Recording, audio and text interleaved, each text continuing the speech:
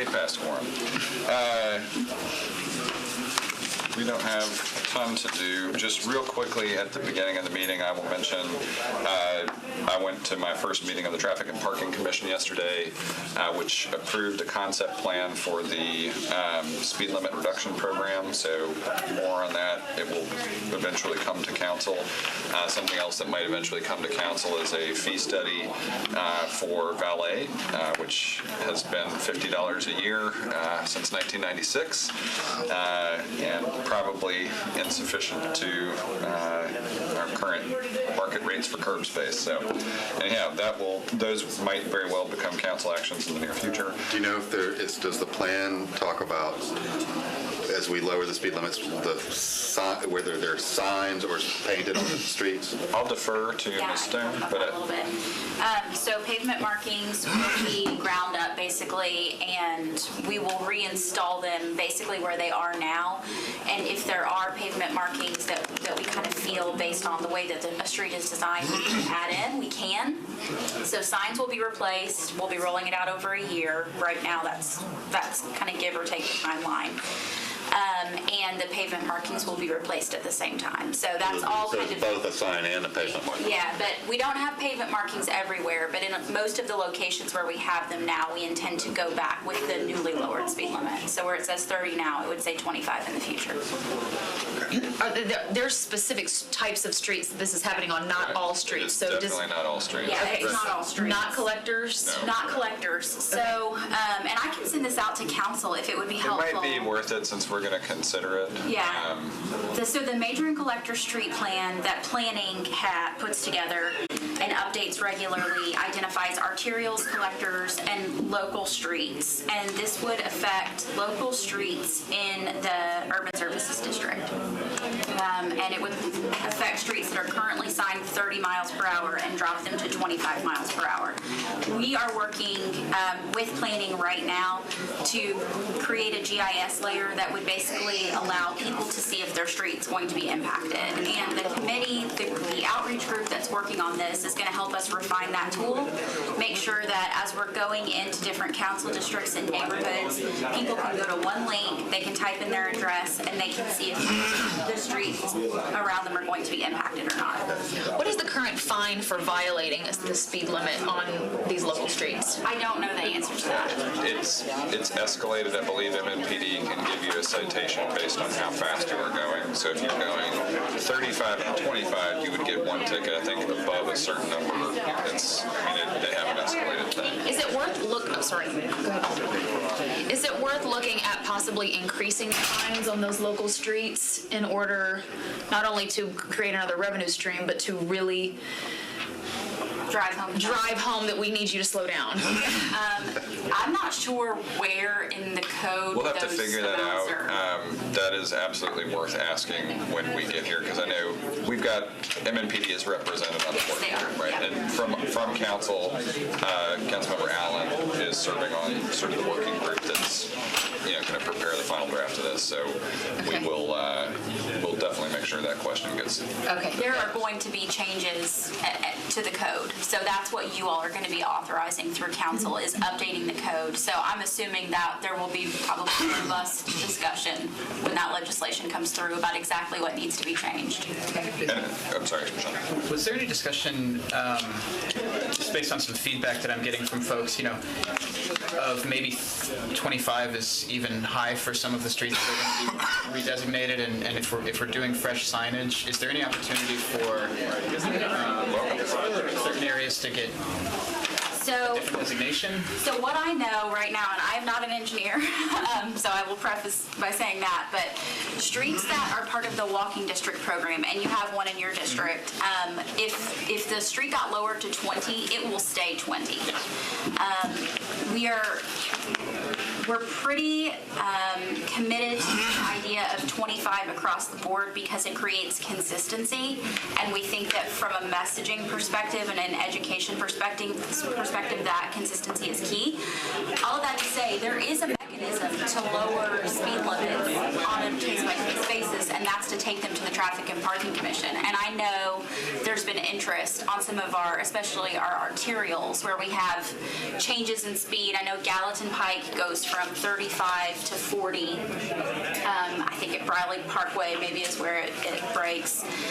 But there's some interest in lowering the speed limit on that road, for example. We do set speed limits on that road. So to take that through Traffic and Parking Commission is not, it's not a super And complicated it was funny process. because the consent agenda yesterday was multiple requests to reduce from 30 to 25, and then we did the concept plan. So clearly, there are many neighborhoods around the city that are already actively trying to reduce speed limits, and so now we'll try to do it systematically. To your point, I think that's worth examining,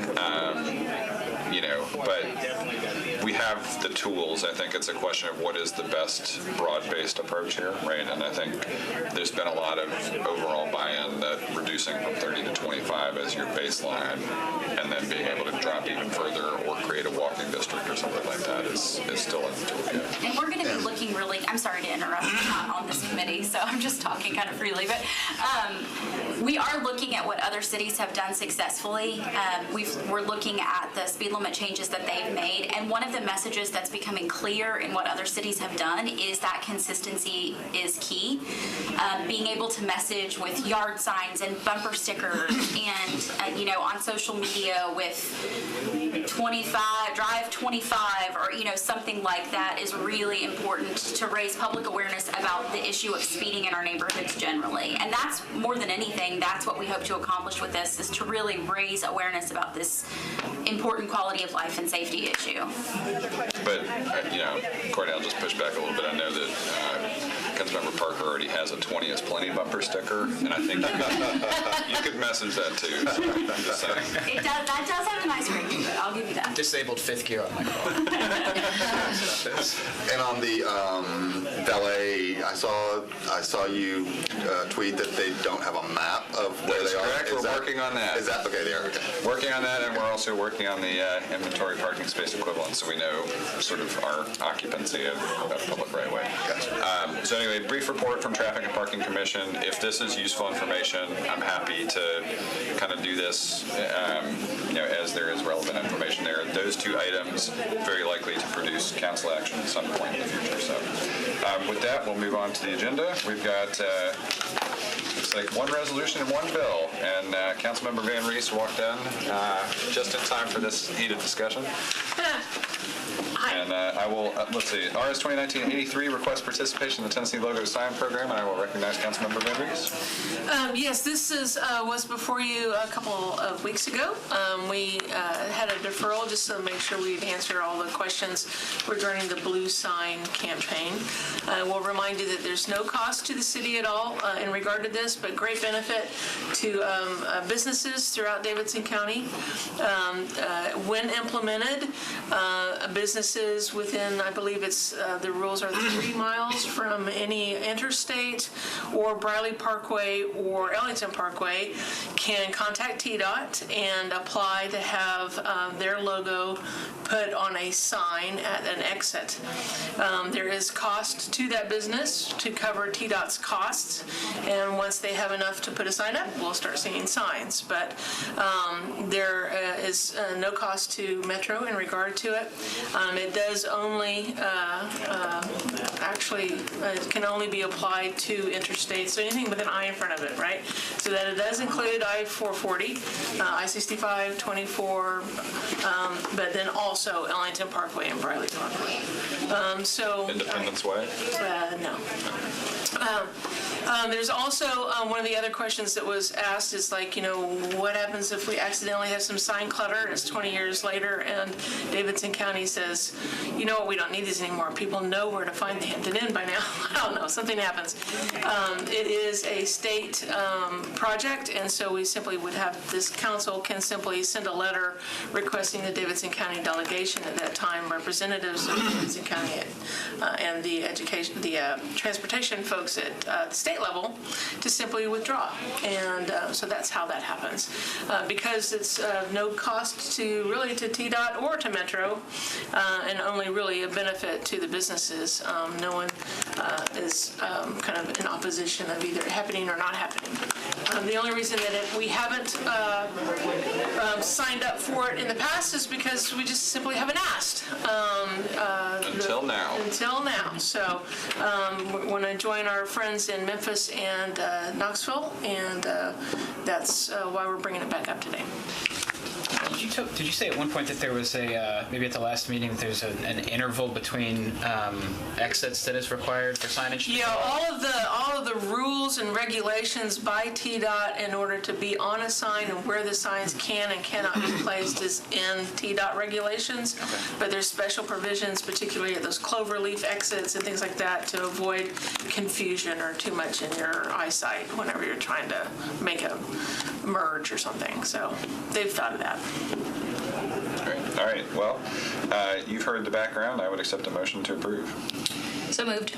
Second. Got a motion and a second. Is there discussion on this resolution? Yeah, I got several emails from the Chambers of Commerce that were supportive, but I did question, at one time traveling, that was kind of all you had to kind of give you notice, and now you got TripAdvisor and Google.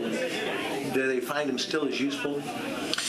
Yes, particularly with hands-free driving, you're not supposed to be looking at your phone to know where you're exiting. You get a ticket, So- Bob. It's really the only way I know where Waffle Houses are, so I'll say I personally find it useful.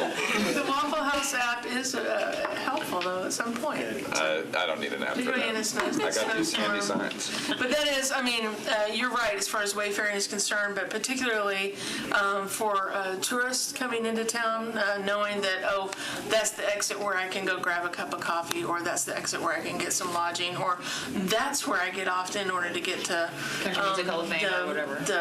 But smart windshields are coming.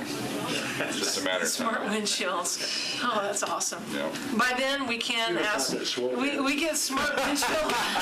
Smart windshields in the car will allow this council to repeal our motion that I hope that you will grant today.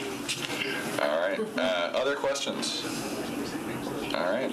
All in favor, please say aye. Aye. Any opposed? Any abstentions? Councilmember Van Rees, thank you. Thank you. Now we have one bill on second reading. BL 2019-52 amends the Geographic Information System Street and Alley Centerline layer for the Metro government by changing the name of a portion of Spencer Avenue to Foundry Drive. I would accept a motion to approve. So moved. Got a motion Seconded. and a second. Any discussion?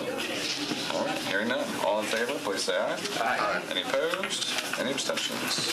Thank you all. We are adjourned. Sometime I'm going to vote no.